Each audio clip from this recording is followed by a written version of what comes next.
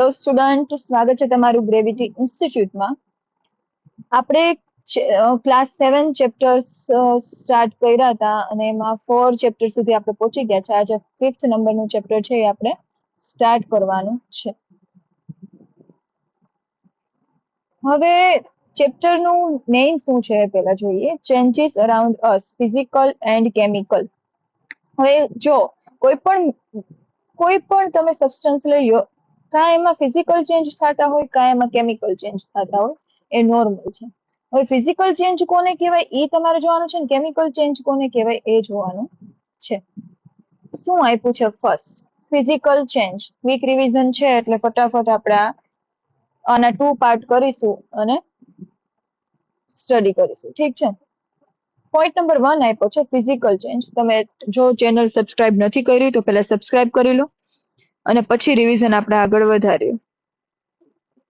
Physical change કોને કહેવાય? Only physical properties like shape, size, state changes. હવે જો આટલી વસ્તુ છે, લાઈક એના કલર્સમાં ચેન્જ થતા હોય અથવા તો શેપ છે, સાઇઝ છે, સ્ટેટ છે, એ બધું ચેન્જ થતું હોય, તો આ જે વસ્તુ છે એ ફિઝિકલ પ્રોપર્ટીઝમાં કંઈક ચેન્જીસ આવ્યા હોય એવું કંઈક કહી શકીએ. No new substance is formed. Physical change હોય તો ત્યારે શું થાય કે કોઈ પણ જાતના ન્યૂ સબસ્ટન્સ છે એ ફોર્મ નથી થતા. લાઈક હવે અહીંયા જો તમને એક્ઝામ્પલ આપ્યા છે, મેલ્ટિંગ આઈસ આપ્યું છે. હવે તમે આઈસ જ્યારે મેલ્ટ કરો છો તો એમાં એ વોટર જ રહે છે, એમાં વોટરમાંથી કંઈ બીજું કોઈ લિક્વિડ બની નથી જતું. પછી બોઇલિંગ વોટર છે, બોઇલિંગ વોટર છે જે આપણે બોઇલ કર્યું હોય એ વોટર, તો એમાં પણ વોટર છે એ એમ જ રહે છે, એ બોઇલ થાય છે, વાત અલગ છે કે એમાં એમ ટેમ્પરેચર ચેન્જ થાય છે, ફિઝિકલ ચેન્જીસ બધા થશે, પણ એમાં એના જે અંદરનું કેમિકલનું સ્ટ્રક્ચર છે એ કોઈ પણ જાતનું ચેન્જ થશે નહીં. એટલે આમાં શું થશે કે નવું સબસ્ટન્સ બનશે નહીં. દેન ફોલ્ડિંગ પેપર કીધું છે, ક્રશિંગ ચોક કીધું છે, તો એ બધા છે એના તમે કંઈક ફિઝિકલ ચેન્જ અલગ કરો છો. ક્રશિંગ ચોક છે તમે સોલિડ ફોર્મમાં હોય અને એમાંથી પાવડર ફોર્મમાં કન્વર્ટ કરો છો તો એના અંદર કેમિકલ જે ચેન્જીસ છે એ નહીં આવે, પણ એના શેપમાં એનો પાવડર તમે કરી નાખો એટલે એના જે મટીરિયલમાં છે એ ચેન્જ આવશે. ધેન સેકન્ડ તમને આપ્યું છે કેમિકલ ચેન્જ. કેમિકલ ચેન્જ કોને કહેવાય? One or more new substances are form. હવે જો એક અથવા તો એક કરતા વધારે જ્યારે નવા સબસ્ટન્સ ફોર્મ થાય તો એને કેમિકલ ચેન્જ કહેવાય. ઇન્વોલ્વ્સ અ કેમિકલ રિએક્શન, એટલે એમાં કંઈક કેમિકલ રિએક્શન થતી હોય, કેમ કે નામ જ છે કેમિકલ ચેન્જ. એક્ઝામ્પલ આપ્યું છે રસ્ટિંગ. હવે આગળના ચેપ્ટરમાં આપણે જોઈ ગયા હતા. રસ્ટિંગ કોને કહેવાય? કે જ્યારે આયરન ઉપર જે વોટર છે એ વર્ક કરશે, વોટર ડ્રોપલેટ્સ છે, ભેજ છે એ વર્ક કરશે, ત્યારે એના ઉપર કાટ લાગશે અને શું બનશે? આયરનના અમુક ઓક્સાઇડ્સ બનશે. તો એને રસ્ટિંગ પ્રોસેસ થઈ એટલે એના કેમિકલ ચેન્જીસ થયા. કેમ કે આયરન અને બીજું કોણ હતું? વોટર. એ બંને વચ્ચે રિએક્શન થાય છે એટલે કોઈ નવું સબસ્ટન્સ બને છે. એટલે એ ખબર dark red colour, reddish brown colour ઉપર આપણને મળે છે, તો એ કેમિકલ ચેન્જ છે. એટલે એમાં શું થશે કે કેમિકલ રિએક્શન ઇન્વોલ્વ થશે. બર્નિંગ વુડ છે, ધેન કર્ડલિંગ મિલ્ક છે. મિલ્કનું આખું સ્ટેટ જ ચેન્જ થઈ જશે. મિલ્કને હારે આપણે એડ કરશું, શું એડ કરશું? છાશ નાખીએ કે એવું નાખીએ એટલે એમાં આપણે બેક્ટેરિયા ગ્રો કરાવીએ તો એ જે કર્ડ થઈ જાય છે, કર્ડ બને છે, તો એ આખું કેમિકલ ચેન્જની પ્રોસેસ થઈ. વિનેગર પ્લસ બેકિંગ સોડા કરીએ, કોઈ પણ બે તમે જ્યારે સબસ્ટન્સ એડ કરો, 2 થી વધારે સબસ્ટન્સ એડ કરો ત્યારે કેમિકલ ચેન્જ થયું એવું કહેવાય. ધેન પોઈન્ટ નંબર 3 આપ્યો છે ઇમ્પોર્ટન્ટ એક્ઝામ્પલ્સ. શું ઇમ્પોર્ટન્ટ એક્ઝામ્પલ આપ્યા છે? લાઈક ફર્સ્ટ આપ્યું છે lime water turn milky in presence of carbon dioxide. હવે લાઇમ વોટર છે એ જ્યારે શું થશે? મિલ્કી ટર્ન કરશે. ક્યારે મિલ્કી ટર્ન કર્યું? Presence of carbon dioxide. હવે જો આ છે ને તમે એક્સપેરિમેન્ટ ઘરે કરી શકો. જ્યારે લાઇમ વોટરમાં તમે કાર્બન ડાયોક્સાઇડ એડ થવા દેશો ને, લાઇમ વોટરને તમારે શું કરવાનું?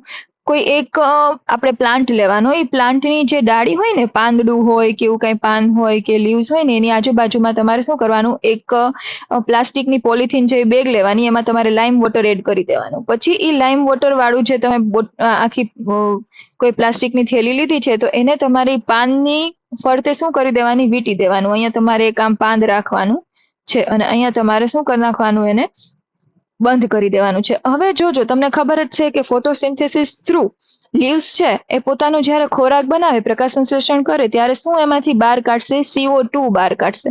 અને આ તો આપણે લાઇમ વોટર લીધું જ છે.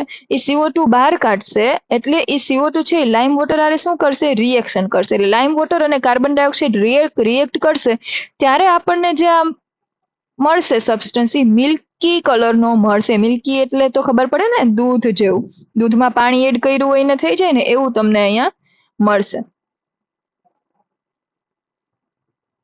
સમજાઈ ગયું? આ એક્સપેરિમેન્ટ તમે ઘરે કરી શકો ઇઝીલી. તો આ એનું ઇમ્પોર્ટન્ટ એક્ઝામ્પલ આપ્યું છે તમને કે લાઇમ વોટરમાં જ્યારે તમે કાર્બન ડાયોક્સાઇડ એડ કરશો ત્યારે તમને મિલ્કી છે એ સબસ્ટન્સની પ્રેઝન્સ દેખાશે.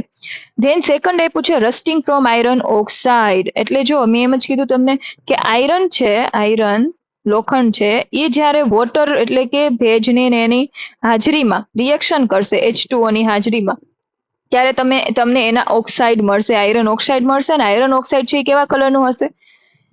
રેડિશ બ્રાઉન કલરનો હશે. કાટ લાગેલો તો બધાએ જોયો જ છે, એની જ વાત કરી છે, એને જ રસ્ટિંગ કહેવાય. તો એ પણ એક કેમિકલ રિએક્શન છે. Then burning magnesium produce magnesium oxide with heat and light. આ રિએક્શન તમને 10th સ્ટાન્ડર્ડમાં આવશે, ફર્સ્ટ ચેપ્ટરમાં જ. તો જ્યારે મેગ્નેશિયમ છે એ શું કરશે? રિએક્શન કરશે. બર્ન કરો ને ત્યારે એમાં એક જ વસ્તુ યુઝ થાય બર્નિંગમાં, એ છે oxygen.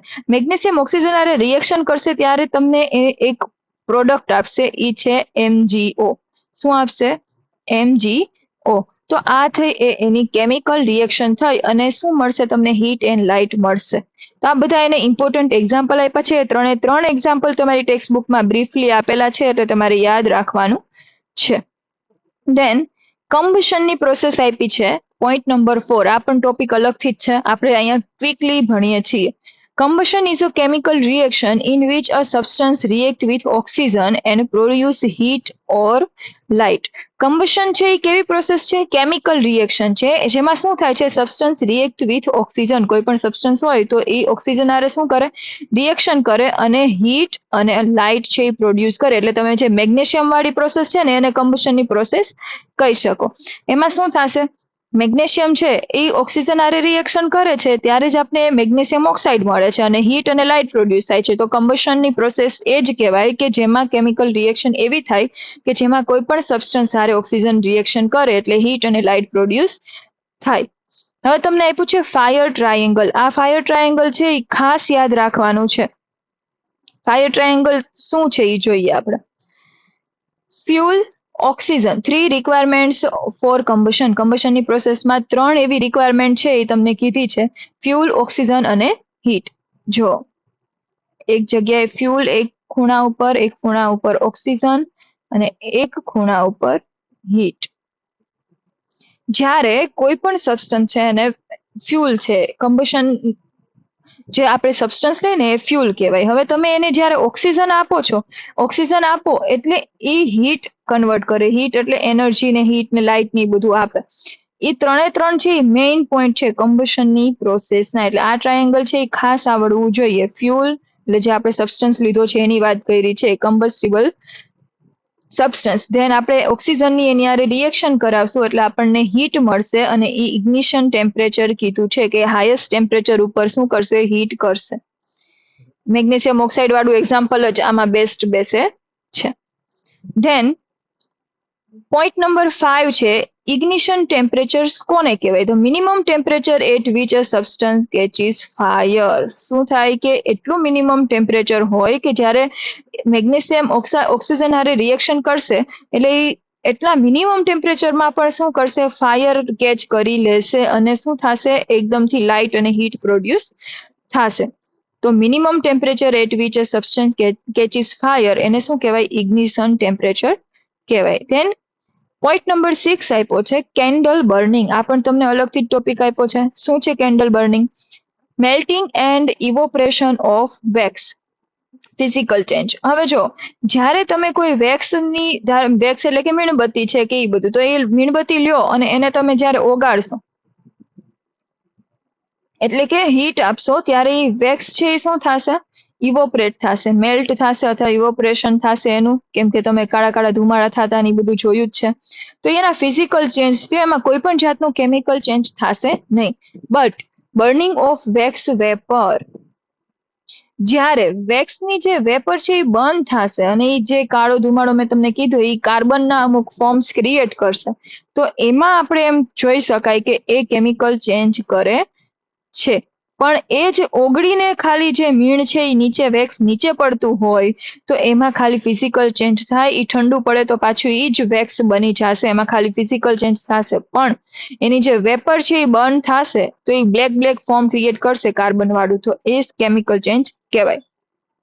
Therefore, candle burning involves both physical and chemical changes. તમને કોઈ એમ એક્ઝામ્પલ પૂછે, કોઈ તમારા ટીચર્સ પૂછી શકે અથવા તો ક્યાંય પણ ક્વેશ્ચન પૂછી શકાય કે કોઈ એક એવું એક્ઝામ્પલ આપો કે જેમાં ફિઝિકલ ચેન્જ અને કેમિકલ ચેન્જ બંને જોવા મળે, તો એ એક્ઝામ્પલ તમે આ વેક્સનું આપી શકો કે વેક્સને જ્યારે મેલ્ટ કરીએ છીએ ત્યારે નીચે અમુક પાર્ટ પડતો હોય તો એ ફિઝિકલ ચેન્જ થયો, એનું સોલિડમાંથી લિક્વિડમાં કન્વર્ઝન થયું.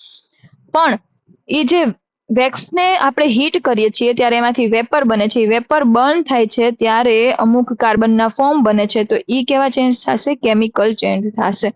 એમાં બે ફિઝિકલ અને કેમિકલ ચેન્જ બે ઇન્વોલ્વ થઈ જાય છે. તો આટલા પોઈન્ટ આપણે આજે જોયા પાર્ટ નંબર 1 માં. હવે પાર્ટ નંબર 2 માં છે એના પછીના આપણે બધા પોઈન્ટ જોશું. રિવર્સિબલ ઇરિવર્સિબલ ચેન્જ છે, ડિઝાયરેબલ એન્ડ અનડિઝાયરેબલ ચેન્જીસ છે, ધેન વેધરિંગ એન્ડ ઇરોઝન છે, અને એક્ઝામનું ક્વિક રિવિઝન માટેનું આપણે જે પહેલેથી ભણ્યા એ ક્વિક રિવિઝન કરી લેશું, અને પછી એનું જે એમસીક્યુ પ્રેક્ટિસ છે એ પણ એના પછીના નેક્સ્ટ લેક્ચરમાં કરી લેશું. ચેનલને સબસ્ક્રાઇબ ન કરી હોય તો કરી લો, તમારા ફ્રેન્ડ સુધી આપણો વિડીયો પહોંચાડો જેથી એને પણ હેલ્પ થાય. Thank you.